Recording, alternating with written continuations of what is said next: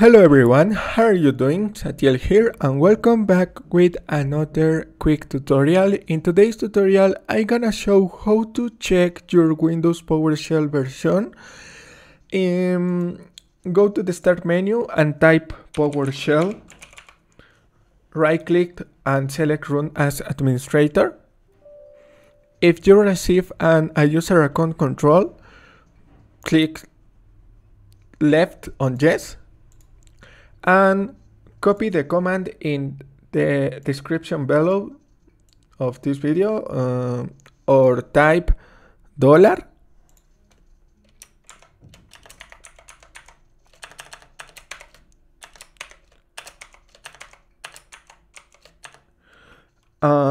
PSversionTable and hit enter.